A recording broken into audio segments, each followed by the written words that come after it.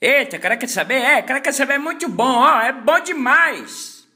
Olá pessoal, tudo bem com vocês? Mais uma vez, professor Otim. Vamos fazer agora exercício de termoquímica. Vamos lá na primeira questão.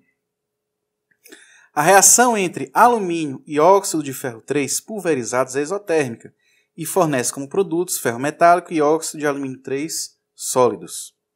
Item A. Escreva a equação balanceada da reação, incluídos estados de agregação de reagentes e produtos.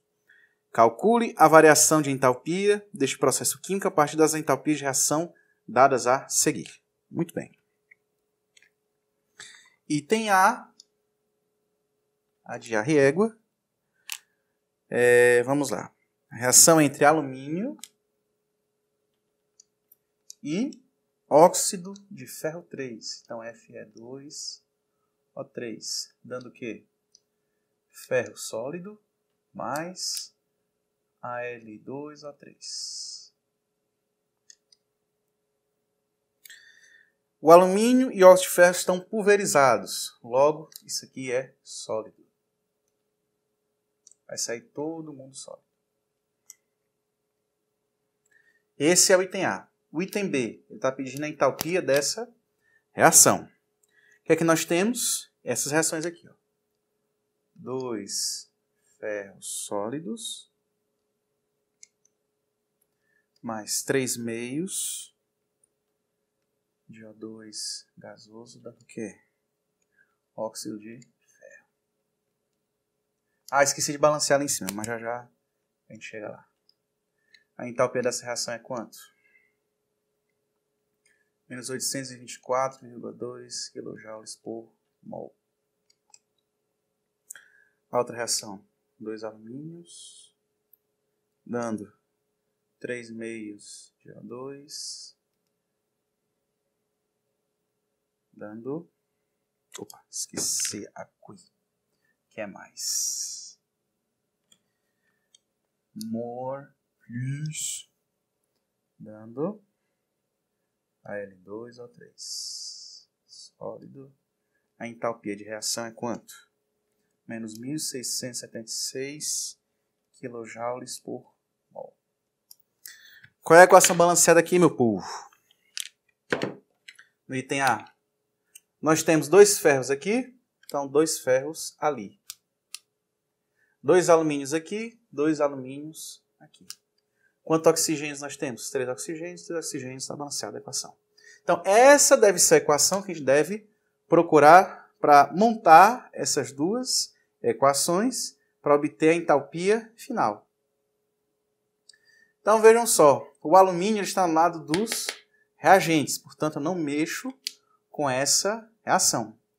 Só que o ferro está no lado dos reagentes, então eu inverto, multiplico por menos 1 e o ferro fica do lado dos produtos.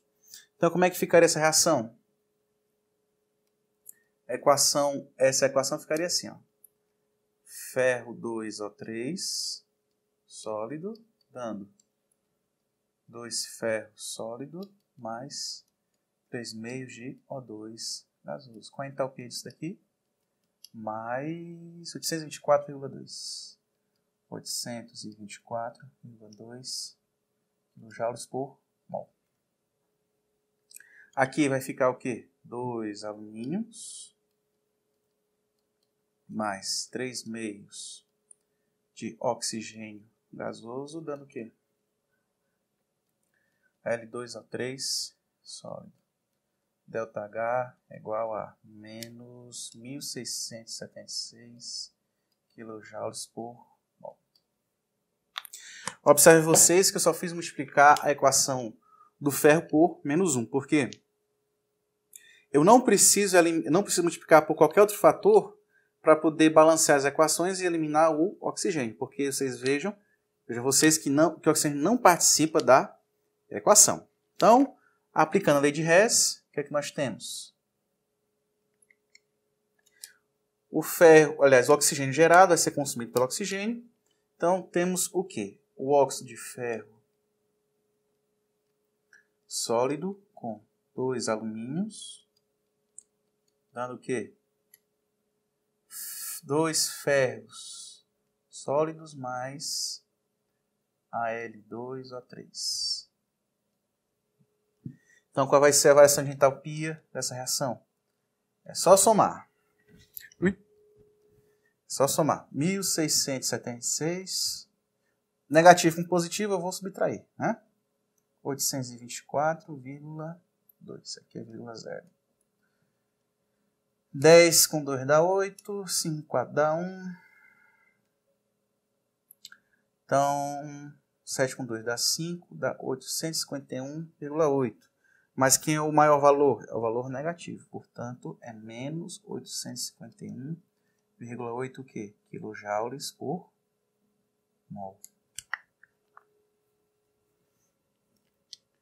Muito bem. Essa é a entalpia da reação da termita. Ou seja, quando você mistura alumínio com óxido de...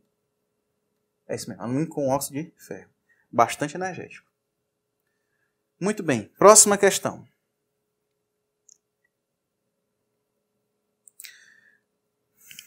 Vamos lá. Agora sou eu que vou me deliciar com chocolate, diz Naná. E continua.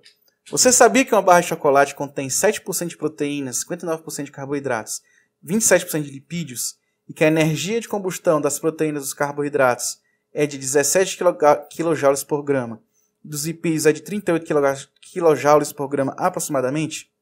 Se essa barra de chocolate tem 50 gramas, quanto de energia ela me fornecerá? Muito bem.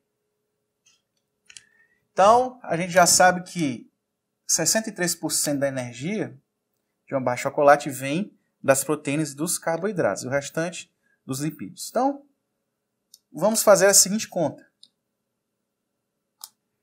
Vamos calcular somente, vamos chamar isso aqui de 1, isso aqui de 2.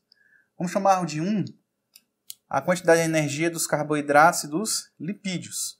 Vamos considerar todo mundo como uma coisa só, já que a entalpia também é uma coisa só.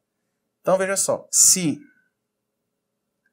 1 grama de chocolate me dá 17,7 quilojoules, se eu tiver 50 gramas, eu tenho X, que vai ser igual a quanto? A 850 quilojoules. Só que é o seguinte, 850 quilojoules só seria se fosse 100% de chocolate. Como ele possui 63%, esse valor é Y, que vai ser igual a... Então, só multiplicar por 0,63. Então 850 vezes 0,63, 535,5 quilojoules. Essa é a quantidade só das proteínas dos carboidratos. Vamos ver agora dos lipídios. Vamos fazer a mesma coisa.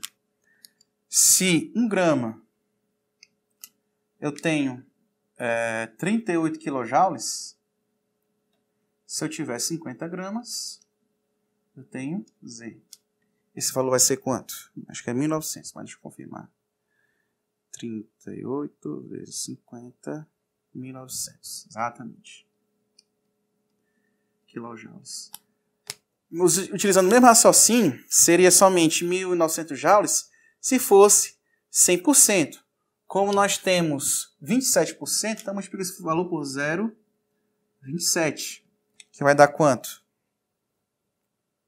513 joules. Então, qual vai ser a quantidade de calorias totais? Aliás, a quantidade de energia total que uma barra de 50 gramas vai dar para a gente? Vai ser 513 com 535,5, que vai dar quanto? Energia total. Vamos colocar o valor de entalpia, né? ΔH total. Vai ser quanto? 866,5 quilojoules na sua barrinha de chocolate. Energia para chuchu. Item 3. Aliás, questão 3.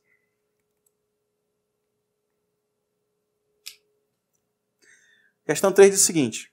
A 25 graus Celsius e 1 atm de pressão, 1 mol de de nitrogênio gasoso reagindo com 1 mol de oxigênio gasoso produz monóxido de nitrogênio gasoso com absorção de 22 quilocalorias de produto obtido.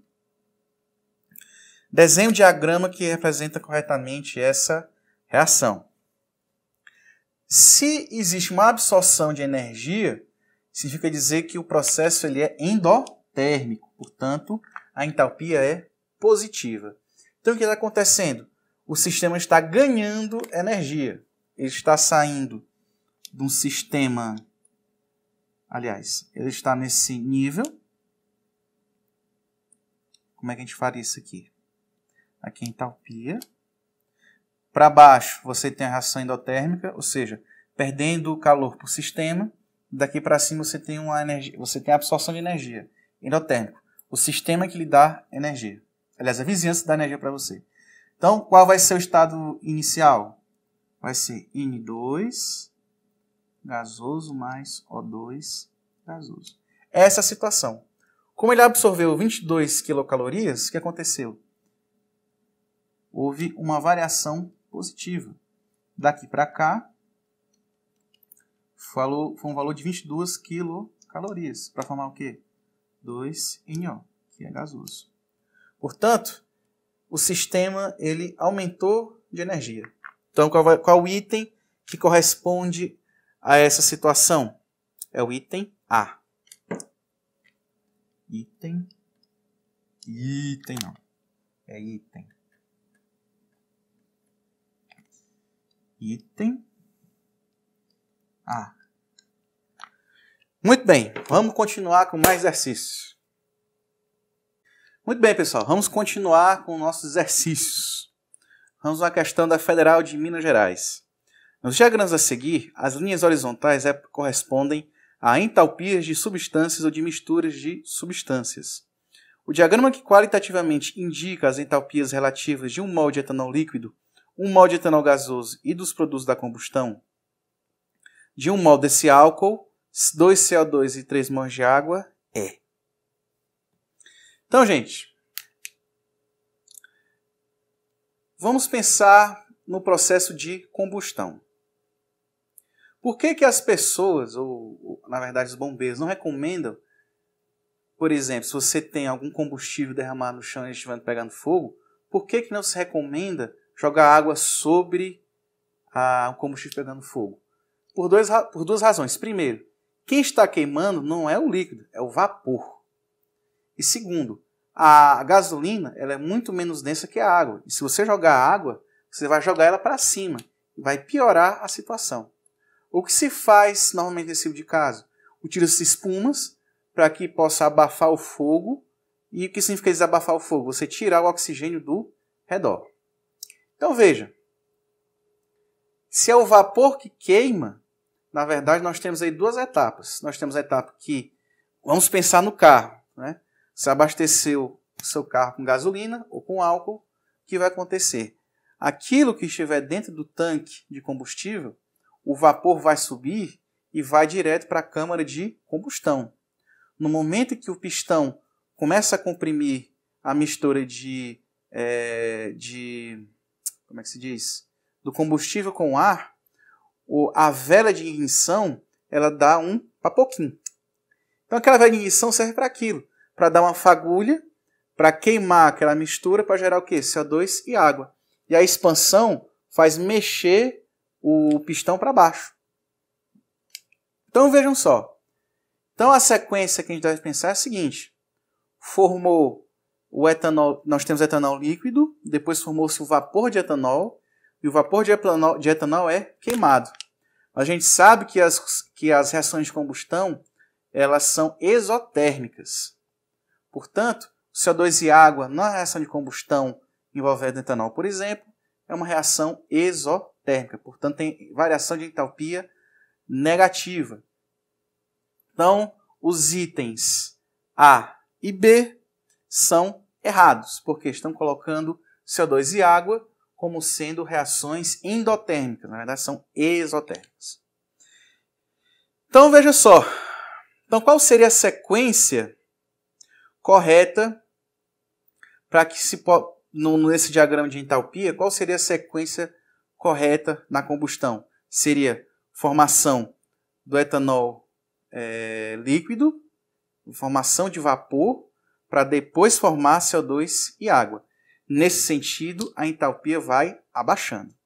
Então veja só, o etanol líquido, se vocês não sabem, ele tem um ponto de fusão de 78 graus, ou seja, ele é uma substância que absorve energia. Logo, do líquido para o gasoso tem uma absorção de energia, que vai acontecer o quê? Um aumento da sua entalpia. Portanto, o entender não é o correto, porque o gasoso para o líquido ele está dizendo que é um processo endotérmico. Na verdade, o contrário que é endotérmico. Logo, no diagrama entálpico, qual vai ser a sequência? Gasoso, o etanol gasoso que depois vai se liquidificar, para depois, na reação de combustão, gerar o quê? CO2 e água. Logo, item C. Parece confuso, mas você precisa pensar no que acontece quimicamente. Você pensa na molécula, pensa por exemplo, num copo de etanol, por exemplo, e imagine que você sente o cheiro do etanol, né? Então, significa dizer que ele está evaporando. Então, naturalmente, você sente o cheiro do etanol. Logo, ele está absorvendo energia para poder vaporizar. O vapor, ou o gás, ele tem uma entalpia maior do que a do líquido. Logo, ele absorve energia por um processo endotérmico. Ao contrário, a combustão dele forma CO2 e água. E a entalpia é menor do que a entalpia do líquido ou do gasoso. Portanto, a reação de CO2 e água vai estar abaixo. Portanto, sendo uma reação exotérmica. Vamos lá para a quinta questão da minha Federal do Ceará. Um dos sistemas de propulsão de foguetes é constituído de uma mistura de hidrazina e peróxido de hidrogênio. A equação representativa do processo é: item A. Determine a variação da entalpia da reação a 25 graus Celsius. Item B. Escreva as estruturas de Lewis, elétrons por pontos, para os reagentes. Ele só deu, na questão, ele deu os valores de calor de formação. Se eu não tiver as reações propriamente ditas, eu posso calcular também a entalpia de reação a partir das entalpias padrão de formação. Como é que a gente faz isso? A gente vai fazer agora. Vamos lá. Item A. Como é que eu calculo a entalpia dessa reação? Padrão de formação. Vai ser a somatória da entalpia dos reagentes menos a entalpia de formação dos produtos. Isso acontece porque, como a entalpia é uma função de estado, só vai interessar para a gente os estados final e inicial. Lembrando que, como a entalpia é uma grandeza extensiva, ou seja, ela depende da quantidade, lembre-se que precisa multiplicar pelo coeficiente estequiométrico da reação a entalpia de formação dessa substância. Então, simbora. Quais são nossos reagentes? Nós temos nitrogênio. Coisa que eu esqueci de falar, mas eu lembro que eu falei na primeira aula. Substâncias simples possuem entalpia de formação 0. Portanto, o nitrogênio é quanto? 0. Água. A formação da água é de menos 45 kJ por mol. Eu tenho 4. Então, é 4 vezes 45. Lembre-se de sempre respeitar o sinal. Menos. A entalpia da hidrazina é 12. Eu tenho uma hidrazina aqui. Então, 12. E do peróxido é 45. Então, menos 45. 5 vezes 4, 20. Vão 2, 180. Menos 45 menos 12 dá 33. Só que, como tem um valor negativo, então fica menos 33. Então, fica quanto? Menos 180. Mais 33, que vai dar quanto? 10 menos 3 dá 7. 7 com 3 dá 4. Menos 147, quanto? Quilocalorias. Quilocalorias por mol. Porque nós estamos trabalhando com as condições padrão. e também para 1 mol de substância. Item B. Estrutura de Lewis dos reagentes. A hidrazina, ela é assim, ó, N2H4. Peróxido é assim, ó. A gente sabe que o nitrogênio tem 5 elétrons na camada de valência. Então, vamos juntar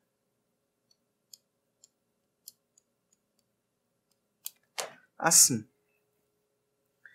Eu tenho outro nitrogênio também. Então, 5 ligações. Então, e também temos hidrogênios. 3, 4. Vamos completar as valências dos hidrogênios. Nós temos 1, 2, 3, 4. Para completar 2, 4, 6. 2, 4, 6. Para completar 8 ligações, eu faço uma ligação simples. Portanto, como é que vai ser a estrutura da hidrazina? Vai ser assim.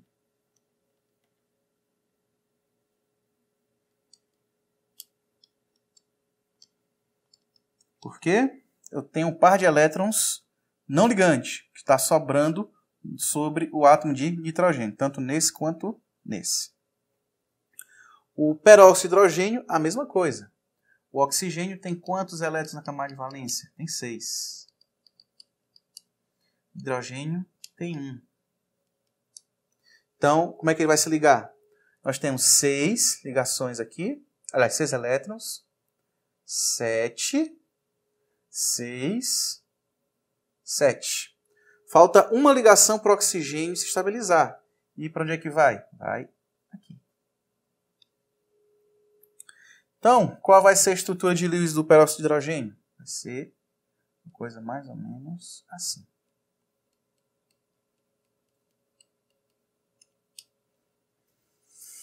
Lembre-se que o peróxido de hidrogênio não é uma estrutura linear, por conta dos pares de elétrons não ligantes sobre os átomos de oxigênio. A mesma coisa também acontece na hidrazina. Ela não é uma molécula linear. Muito bem, vamos para a sexta questão. Uma vela é feita de material ao qual pode-se atribuir a fórmula C20H42. Qual o calor liberado na combustão de 10 gramas desta vela à pressão constante? Então ele está querendo qual a energia para a massa de 10 gramas. Muito bem.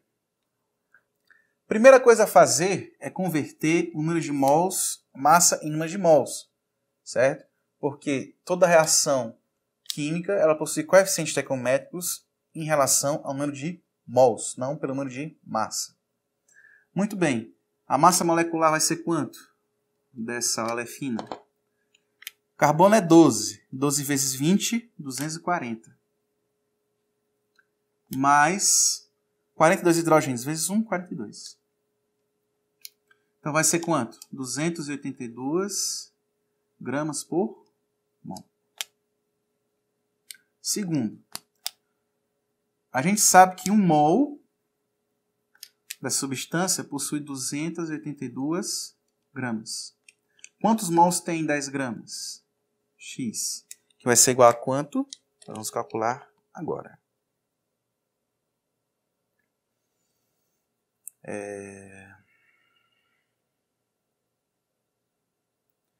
10 dividido por 282.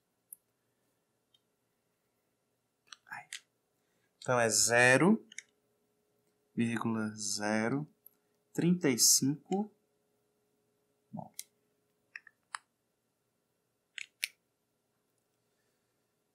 Então, gente, nós encontramos o número de mols correspondente à massa de cera de vela. A seguir, o que a gente tem a fazer? A gente sabe que 1 mol de combustão dessa parafina gera essa quantidade de calor. Então, a gente faz bem aqui. 1 mol de vela gera menos 13.300 kJ. Quantos mols nós temos? 0,035 mol. Esse valor é X também. Esse valor vai dar quanto?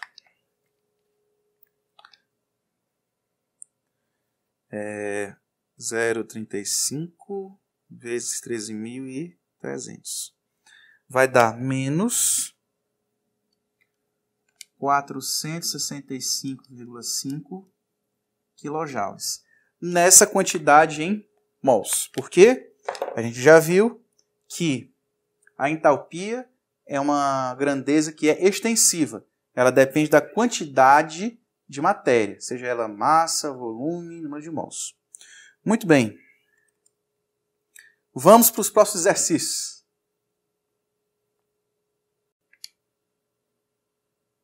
Muito bem, gente. Vamos continuar mais 2 exercícios para nós terminar este conteúdo. Vamos para a 8ª questão, da Federal do Pará. Considere as seguintes energias de ligação em quilocalorias por mol. Temos aí carbono-cloro, carbono-oxigênio, carbono-oxigênio mais uma dupla ligação, carbono-hidrogênio simples, oxigênio-hidrogênio simples. Está aí as entalpias. Ele pergunta: qual dos compostos a seguir requer a maior energia para se dissociar completamente em átomos quando aquecemos 1 mol do mesmo no estado gasoso? Muito bem, meu povo. O que vocês precisam saber é o seguinte. Basta contar as ligações. No item A, nós temos o quê? Nós temos 4 ligações carbono e hidrogênio.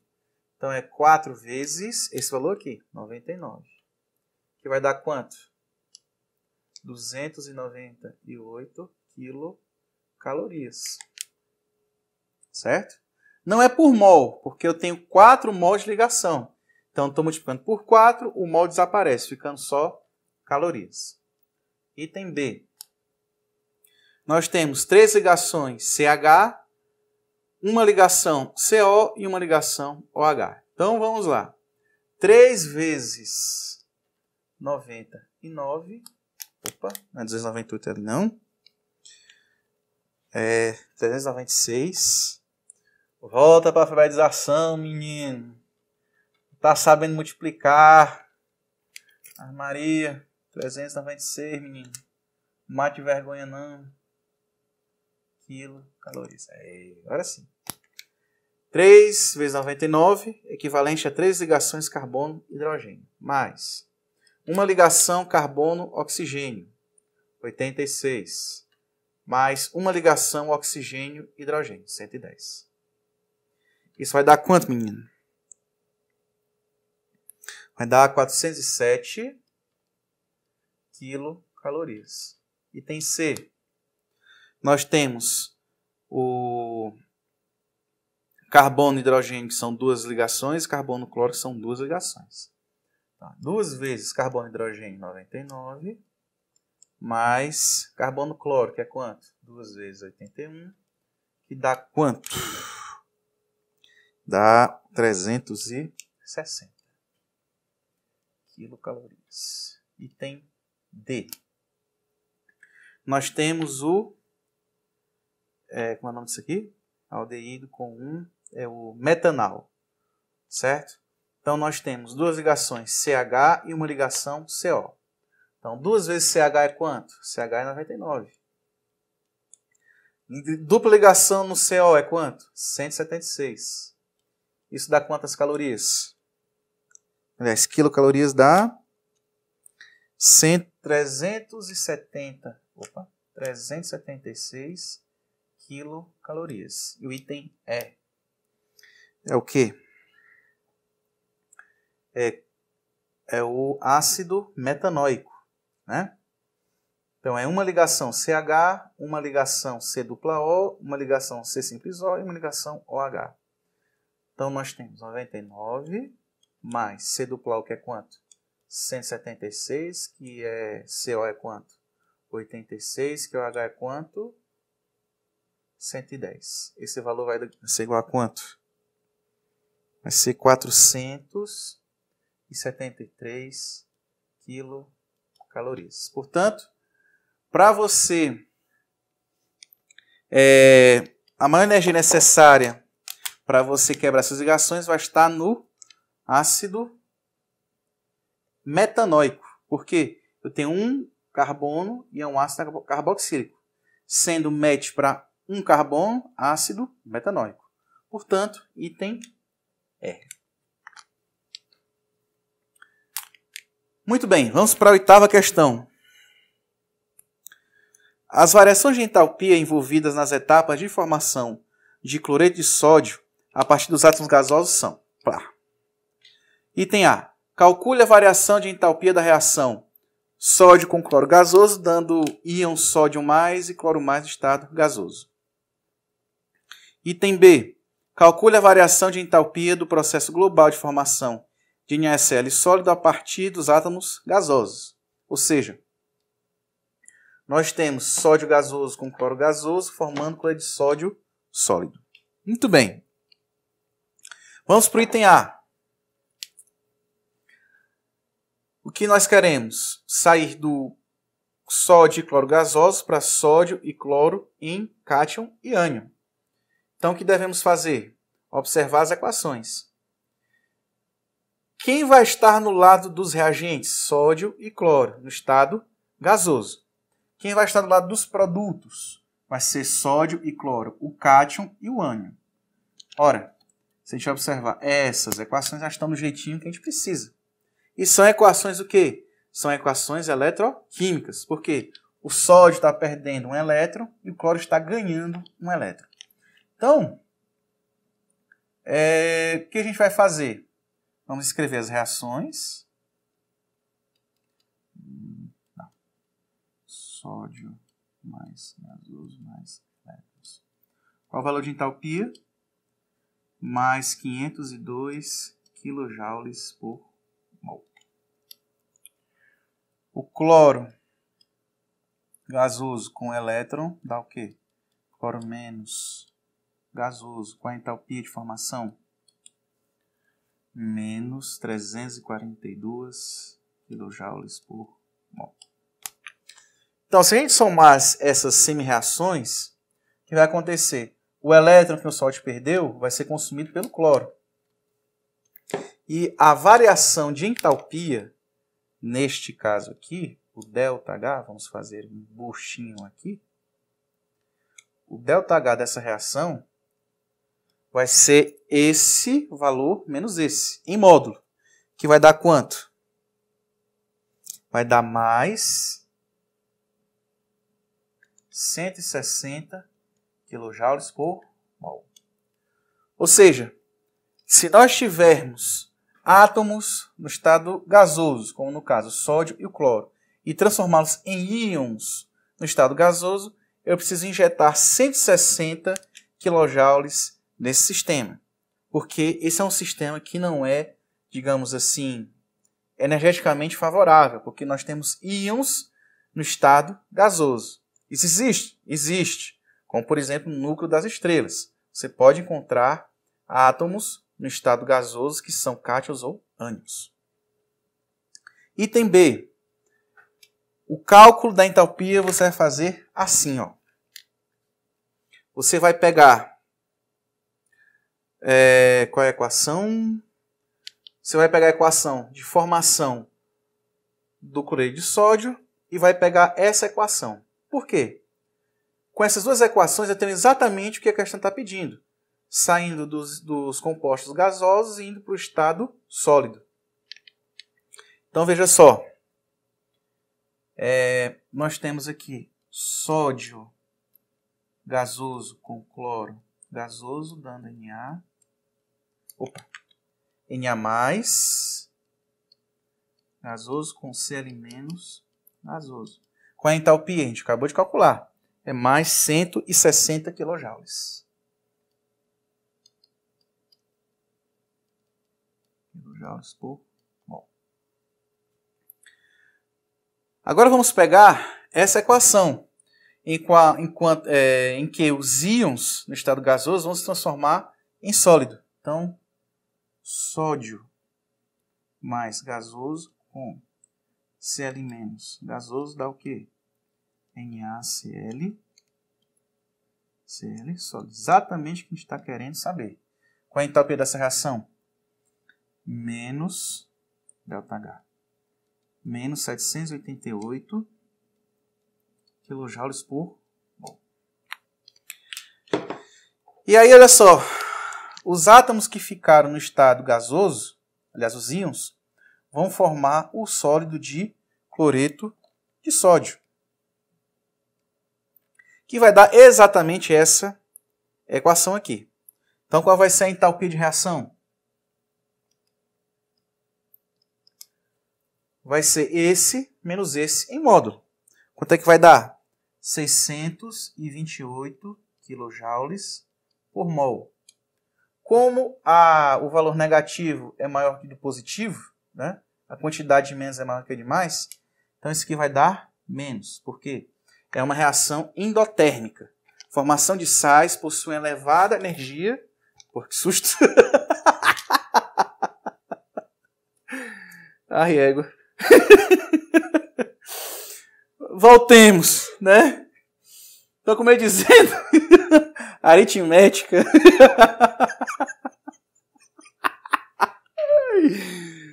Palma a palma no prêmio Scânico, né? Então, como eu ia dizendo, antes do susto federal que tomamos aqui, muito bem, pessoal, como a gente estava falando, a energia de formação dos sais são muito grandes, porque existe uma coisa chamada interação coulombica, porque nós temos um cátion e um ânion, nós temos a carga positiva e negativa.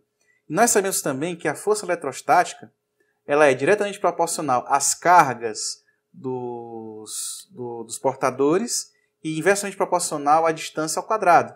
Portanto, se nós juntarmos duas cargas, como no caso sódio mais e cloro menos, nós vamos ter uma entalpia muito grande de formação. Por isso que o valor é tão negativo, certo? E também você tem uma coisa chamada energia de rede, que é quando você soma também outras contribuições do sólido, que vai dar esse valor de ΔH. Tudo bem? Então, pessoal, muito obrigado pela atenção de vocês. Na próxima nós vamos falar sobre cinética química. E é isso aí. Muito obrigado pela atenção. Estudem. Se vocês tiverem alguma dúvida, coloquem nos comentários. A gente vai responder com muito prazer. É isso aí. Esgulepa, menino. Sem susto, viu?